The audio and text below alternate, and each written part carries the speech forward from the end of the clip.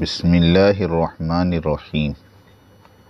ہمارے گھروں میں تعلیم 5 اعمال کے ساتھ ہو، یہ ہمارے بڑوں کی منشا ہے، لیکن ہم دیکھتے ہیں کہ بہت سارے گھر ایسے ہیں جہاں پر 5 اعمال کی تعلیم نہیں ہو پاتی، جس کی وجہ صرف یہ ہے کہ گھروں کی تعلیم میں 6 صفات کا مذاکرہ مناسب انداز میں نہ ہونے کی وجہ سے یا معلوم نہ ہونے کی وجہ سے وہ چیز نپتی نہیں ہے۔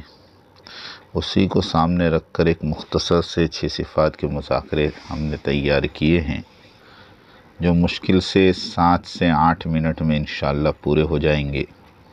تو گھر کی تعلیم جیسے بڑے کہہ رہے ہیں آدھے سے پونا گھنٹہ ہو اور اس میں 6 صفات کا مذاکرہ بھی ہو، تو اس 6 صفات کے مذاکرے کی ایک چھوٹی سی تفصیل آپ حضرات کے سامنے ہے، سماعت فرمائیں۔ بسم اللہ الرحمن الرحیم۔ صحابہ کرام نے حضور صلی اللہ علیہ وسلم کی صحبت میں رہ کر بہت ساری صفاتیں اپنے اندر پیدا کی تھی۔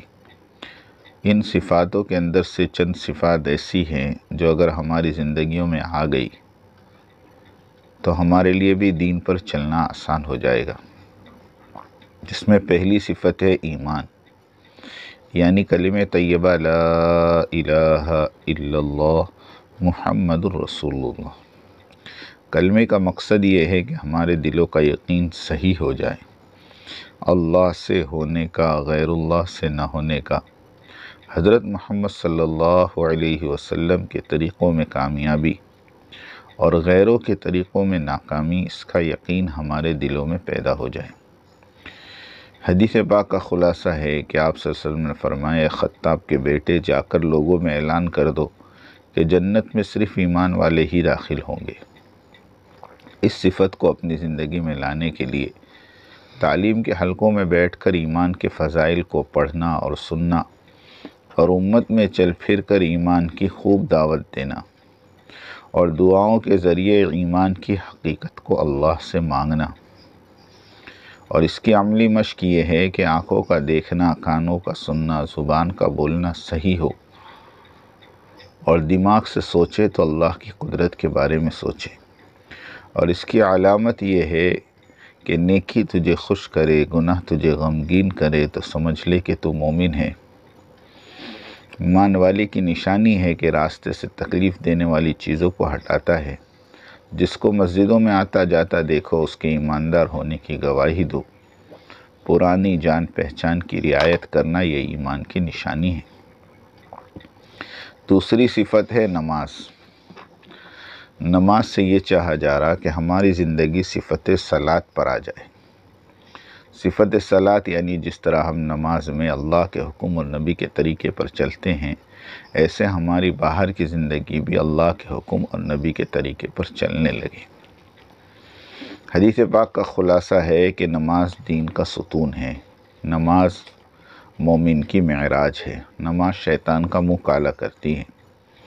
اس کو اپنی زندگی میں لانے کے لیے تعلیم کے حلقوں میں بیٹھ کر نماز کے فضائل کو سننا اور پڑھنا، امت میں چل پھر کر نماز کی دعوت دینا اور دعاؤں کے ذریعے نماز کی حقیقت کو اللہ سے مانگنا اور نماز کے ظاہر اور باطن کو ٹھیک کرنا۔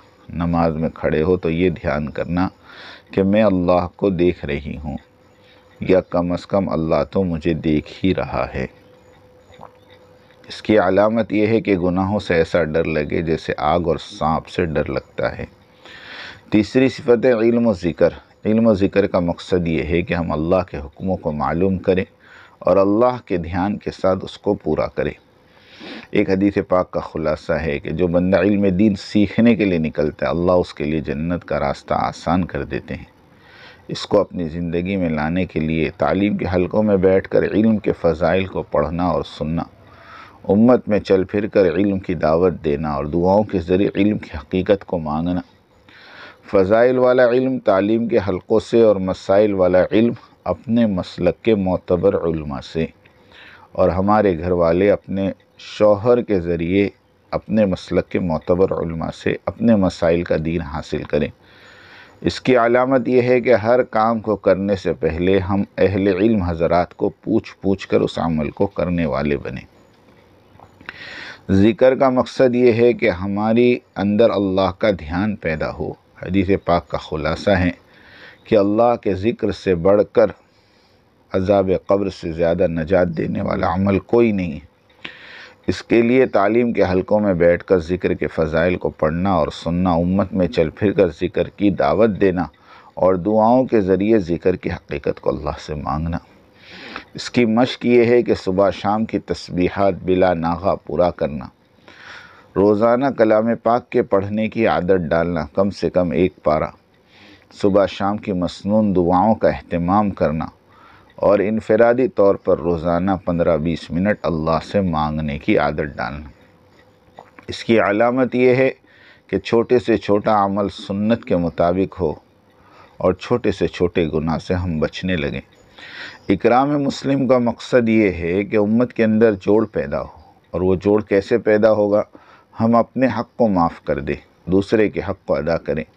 حدیث پاک کا خلاصہ ہے کہ جو مسلمان بھائی اپنے مسلمان بھائی کی حاجت کے لیے چلتا پھرتا ہے، اللہ رب العزت اس کو 10 سال کے اعتکاف کا ثواب دیتے ہیں۔ حدیث پاک میں آتا ہے کہ وہ شخص جنت میں داخل نہ ہوگا جس کے دل میں رائی کے دانے کے برابر بھی تکبر ہوگا۔ اس کے لیے امت میں چل پھر کر حق کو ادا کرنے کی دعوت دینا، تعلیم کے حلقوں میں بیٹھ کر صحابہ کے اکرام کے واقعات کو سننا اور دعاؤں کے ذریعے اللہ سے اکرام کی حقیقت کو مانگنا۔ اس کی عملی مشق یہ ہے بڑوں کا ادب، چھوٹوں پہ شفقت، علماء دین کی قدر، مسلمان بھائی کی پیٹھ پیچھے تعریف کرنا، مسلمان بھائی کا نام لے کے دعا کرنا، آپس میں ہدیے کا رواج اور آپس میں سلام کو پھیلانا۔ اس کی علامت یہ ہے کہ ظاہر میں برداشت اور اندر میں صبر پیدا ہو۔ اخلاص نیت کا مقصد یہ ہے کہ جو بھی نیک عمل کرے خالص اللہ کے لیے کرے۔ حدیث پاک کا خلاصہ ہے اللہ تعالیٰ تمہاری صورتوں اور مالوں کو نہیں دیکھتے بلکہ تمہارے دل اور اعمال کو دیکھتے ہیں، اور اللہ تعالیٰ تمام عملوں میں سے اسی عمل کو قبول فرماتے جو خالص اللہ کے لیے کیا گیا ہو۔ اس کو اپنی زندگی میں لانے کے لیے تعلیم کے حلقوں میں بیٹھ کر اخلاص کے فضائل کو اور صحابہ کے اخلاص کے واقعات کو پڑھنا اور سننا، امت میں چل پھر کر اخلاص کی دعوت دینا، دعاؤں کے ذریعے اخلاص کی حقیقت کو اللہ سے مانگنا۔ اور اس کی عملی مشق یہ ہے ہر عمل کے شروع میں، درمیان میں اور آخر میں اپنی نیتوں کو ٹٹولنا، اور اس کی نشانی یہ ہے کہ کسی کی تعریف سے خوشی نہ ہو، کسی کی مذمت سے رنج نہ ہو۔